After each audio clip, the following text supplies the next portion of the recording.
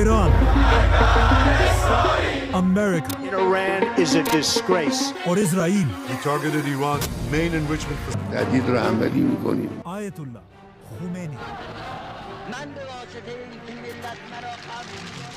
পীরপন্থী বলেন, আকীদার মধ্যে বিভ্রান্ত বলেন, বেদাতি বলেন, মুশরিক যেগুলো শিরক আছে সবগুলো শিরক কিন্তু ওই শিয়াদের কাছ থেকে চলে আসছে। তাদের আকীদা অনুযায়ী একটা সুন্নি মারা 10টা ইহুদি মারা চাইতে বেশি উত্তম।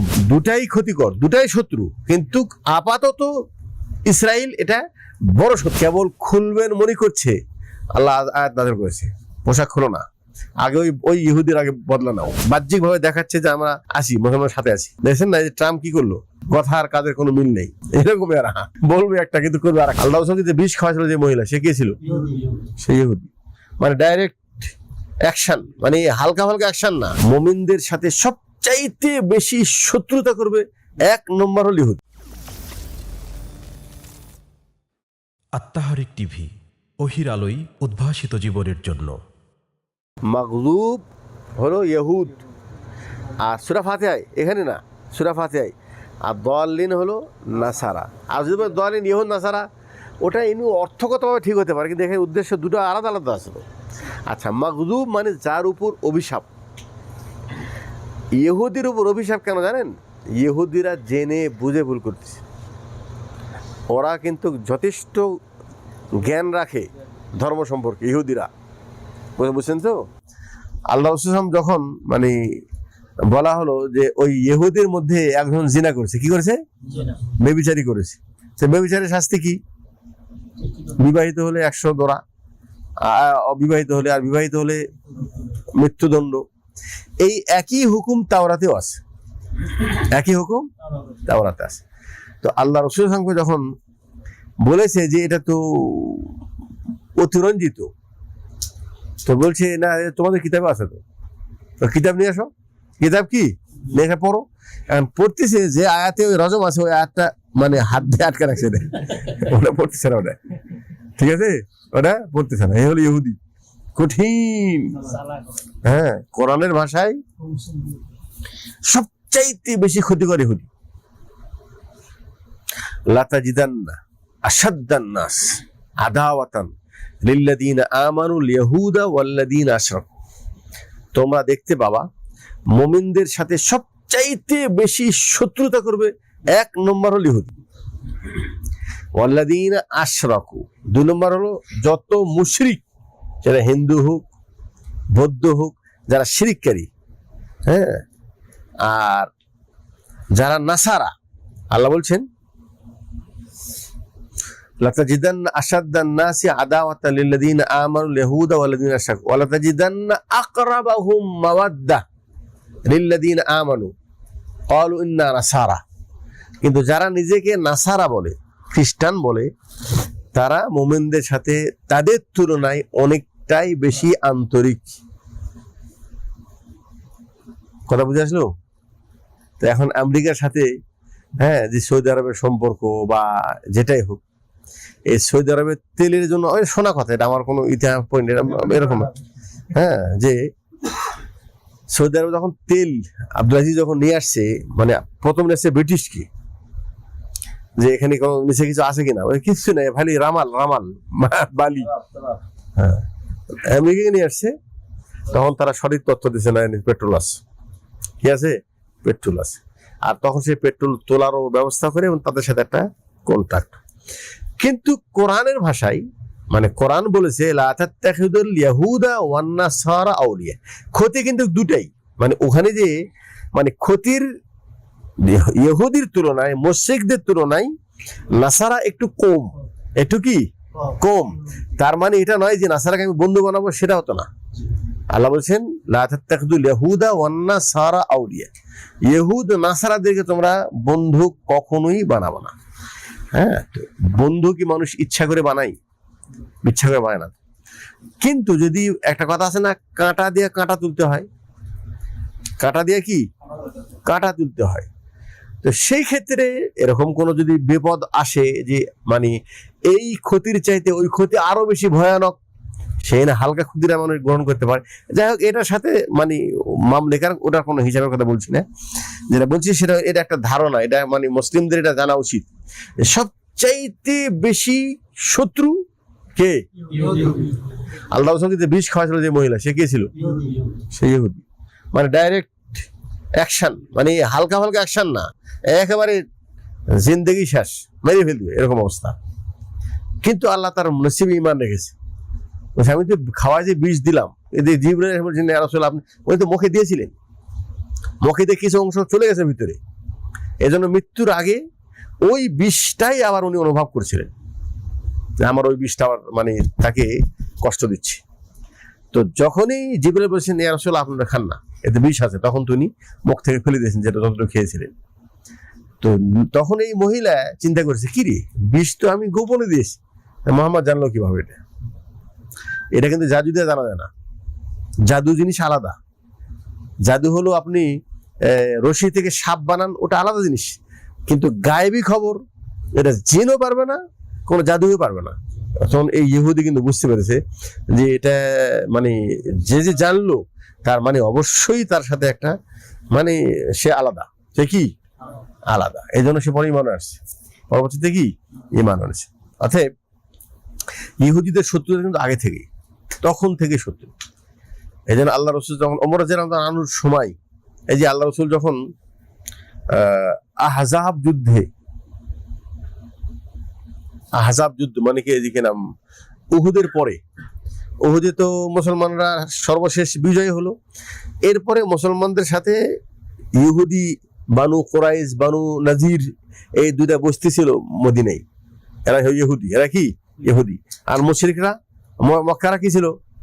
মুশরিক, এরা ইহুদি। তো ইহুদির সাথে কন্টাক্ট করেছে আল্লাহ রাসূল যে যদি মদিনায় কেউ আক্রমণ করে, আর আক্রমণ করতে পারে, উহুদে মানে এখানে আক্রমণ করেছে, পরবর্তী আরো বড় আক্রমণ করতে পারে, তো এদের সাথে একটা কন্টাক্টে চলে যায়। যদি আক্রমণ করে তাহলে প্রতিহত করবে, তোমাদের উপর করে আমরা করব, আমাদের উপর করলে তোমরা করবা, এদের কন্টাক্টে তো হয়ে আছে, ঠিক আছে না? আহজাবের যুদ্ধের সময় মুশরিকরা ভিতরে তাদের সাথে আগে থেকে রিলেশন করে, আমরা কিন্তু আক্রমণ করবো, আমাদের সহযোগিতা করতে হবে। তখন ইহুদিরা তাদের এই চুক্তি ভঙ্গ করে ভিতরে ভিতরে মুশরিকদের সাথে তারা লিঙ্ক করে নেয়। বাহ্যিক ভাবে দেখাচ্ছে যে আমরা আছি, মুসলমানের সাথে আছি। দেখছেন না যে ট্রাম্প কি করলো? হ্যাঁ, কথা আর কাজের কোনো মিল নেই, এরকম এরা বলবে একটা কিন্তু করবে আর একটা, বুঝতে পারছেন তো? এই দেখি দেখাচ্ছে যখন ওরা আক্রমণ করতে আসতেছে ভিতর দিয়ে, তখন এরা তাদের সাথে হয়ে গেছে। তা আল্লাহ রাসূল তো ওদের তুলনায় এদের সংখ্যা তো খুবই কম, তখন কৌশলগত ভাবে তারা খন্দক করেছিল যেন এই পারে আসতেই না পারে। ওই আসার পথ এটা ছাড়া অন্য কোনো পথ ছিল না। তো এটা আল্লাহর পক্ষ থেকে সালমান ফারসি রাদিয়াল্লাহু তাআলা উনি পরামর্শ দিয়েছিলেন যে যেহেতু আসার কোনো পথ নাই, চারিপাশে থেকে মানে পাহাড়ের উপর থেকে ওদেরকে চিহ্ন করে রাখা হবে, যেন পাহাড় তো টপকে আসতে পারবে না, আসার পথ একটা, এখানে বড় করে একটা গর্ত করেন, যেন পায়ে আসা তো লাভ নাই, আসতে হবে ঘোড়া নিয়ে, যুদ্ধের জন্য তরবারি নিয়ে আসতে হবে, মানে যুদ্ধের আসবাবপত্র নিয়ে আসতে হবে, এটা নিয়ে আসতে পারবে না, ওই গর্ত পার হতে ওখানে তো শেষকে দিবে। এই কৌশলের কারণে হ্যাঁ তারা কিন্তু এখানে আসল যুদ্ধ হয়নি। এই পাশে মুসলমানরা প্রস্তুত নিয়ে আসে, ওই পাশে ওরা এসে বসে আছে। এর আগে মানে একজন করে প্রতিযোগিতাও হয়েছে, কুস্তি হয়েছে, আলিয়া জানার কুস্তি হয়েছে, কুস্তি হয়ে ওরা পরাজয় হয়েছে। রাত্রে এসে এমন ঝড় তুফান আসছে, এরা কোথায় ছিন্ন ভিন্ন হয়ে গেছে কোনো হিসাবে নেই, পলে চলে গেছে, কোনো যুদ্ধই হয়নি। এখন আল্লাহ রাসূল সাল্লাল্লাহু আলাইহি ওয়াসাল্লাম যখন এখান থেকে যুদ্ধ এখন খোলা, তো বিজয় হয়েছে মুসলমান, তারা পলায় চলে গেছে। আল্লাহ রাসূল সাল্লাল্লাহু আলাইহি ওয়াসাল্লাম এখন বাড়িতে ফিরে গেছেন, ফিরে যে ওনার অস্ত্র কেনা পোশাক কেবল খুলবেন মনে করছে, আল্লাহ আয়াত নাযিল করেছে পোশাক খুলো না, আগে ওই ইহুদির আগে বদলা নাও। হ্যাঁ, যে তারা কেন ওয়াদা ভঙ্গ করলো। এই ইহুদি সবসময় আল্লাহ রাসূলকে যে কাব বিন আশরাফ মারতে এসেছিল, কাব বিন আশরাফের বাড়ি কিন্তু মদিনায় আছে, কাব বিন আশরাফ ইহুদি, সে কিন্তু সরাসরি আল্লাহ রাসূলকে মারতে গিয়েছিল, মানে একদম কত করবে, শেষ করে দিবে। তখন আল্লাহ পাক জিবরাইলের মাধ্যমে বলে দিয়েছিল যে কাব বিন আশরাফ কিন্তু আপনাকে মারতে আসবে, ওকে আগেই ধরেন, আগে অ্যারেস্ট করেন। ওকে আগেই সাহাবায়ে কেরাম পথে অ্যারেস্ট করে ফেলতেছি, ঠিক আছে? তো ইহুদিরা মানে এদের ষড়যন্ত্র গভীর, ষড়যন্ত্র কি অনেক গভীর। ওই তখন থেকে নিয়ে এখন পর্যন্ত। এই জন্য ইহুদি সবচেয়ে বড় শত্রু। ইহুদি শত্রু কি শত্রু। এখন একদিকে ইসরায়েল আর একদিকে ইরান, মানে সবচেয়ে বড় বড় শত্রু কোরআনের ভাষায় ইহুদি। আচ্ছা, আর ইরান আর ইহুদির মধ্যে পার্থক্য কি? ইরান হলো পথভ্রষ্ট। ইরান কি গোমরাহ, মানে কি নাম, ফেরকা দাল্লা, গোমরাহ দল, কিন্তু নাম তো মুসলমান, কালেমা পড়তেছে। কালেমা যদিও চেঞ্জ করে, তারও কালেমা, তাও আল্লাহকে মানে না, রসুলকে মানে না, কোরআন মানে না, হ্যাঁ অনেক ক্ষেত্রে মানে। কিন্তু ইহুদিরা হচ্ছে সম্পূর্ণটাই আলাদা, ঠিক আছে। কিন্তু দেখা যাচ্ছে ওরা ক্ষতি আকীদার দৃষ্টিকোণ থেকে, মুসলমানের শত্রুতার দৃষ্টিকোণ থেকে। আর শিয়ারা, এই শিয়া দলটাও ওই ইহুদি থেকেই বের হওয়া, ইহুদি আকীদা থেকেই বের হওয়া। এই জন্য এরা সবসময় ওই ইহুদির সাথেই মানে মিল খেয়ে চলেছে। এই জন্য ইসরায়েলে যতগুলি ইহুদি আছে প্রায় 100 ইহুদি ইরানেও আছে, ইরানে। এখন ওরা বুঝতেছে যে আমাদের তথ্য কিভাবে পাচ্ছে ইসরায়েল, যে কখন কোন মন্ত্রী কোথায় আছে, কোন গোয়েন্দা কোথায় আছে, এই তথ্য কে দিচ্ছে? এরা দিচ্ছে। এখানে তো আগে থেকে জায়গা দিয়ে রাখছে। তো আমাদের দেশের মুসলমানরা তারা শুধু সৌদিকে গেলে, কই সৌদিতে কোনো ইসরায়েল নেই, কোনো ইসরায়েল বসত বাড়ি নেই, সৌদিতে কোনো ইসরায়েল কোনো এমবিসিও নেই। অথচ সর্বপ্রথম মানে এমবিসি দিয়েছে কে? ইরান দিয়েছে। আমার দেশের মুসলমান তো আবেগী মুসলমান। এখন তো খুমিনিকে পুরা মুসলমানদের হিরো বানিয়ে দিয়েছে, মানে এক নম্বর হিরো। তো যাই হোক, এখন কথা হলো দুটাই ক্ষতিকর, দুটাই শত্রু, কিন্তু আপাতত ইসরায়েল এটা বড় শত্রু। এটা কি শত্রু? আমরা চাচ্ছি ইসরায়েল ধ্বংস হোক, ইরানও হোক, তবে আগে ইসরায়েল হোক তারপরে ইরান হোক, নাকি? আগে ইসরায়েল হোক তারপর ইরান হোক। কারণ ইরান যত বেশি শক্তিশালী হবে অত বেশি সুন্নিদের জন্য মানে ভয়াবহ অবস্থা। যে ভয়াবহ অবস্থা ইহুদির কাছ থেকেও আশঙ্কা করা যায় না। ইসলামী ইতিহাস বলছে ইহুদিরা সরাসরি অত ক্ষতি করতে পারে নাই যত ক্ষতি করতে পারতেছে ইহুদিরা। কোন ইহুদির আকীদা আমাদের মধ্যে আসে নেই, কিন্তু ইয়া আলী আমরা সবাই বলি। একটা উঁচা জিনিস তুলতে গেলে কি বলি? ইয়া আলী। অথচ শিরকি কথা না, নাকি? এই যে শিরকি যত খোদা কে বানাচ্ছে, এই যে এখান থেকে সব চলে আসছে। যত আমাদের দেশে পীরপন্থী বলেন আর আকীদার মধ্যে বিভ্রান্ত বলেন, বেদাতি বলেন, মুশরিক যেগুলো শিরক আছে, সবগুলো শিরক কিন্তু ওই শিয়াদের কাছ থেকে চলে আসছে। মানে শিয়া দ্বারা আমাদেরকে ইসলামের ভিতরে যত বেশি ভেজাল ঢুকেছে, এত ভেজাল তো অন্য দ্বারা ঢুকতেই পারে, কারণ নাম তো এরা মুসলমান।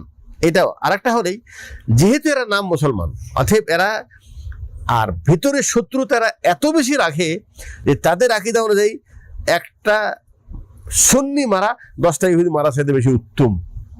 এটা এত হিংসুত্বমূলক আকীদা কে রাখে? এটা শিয়ারা।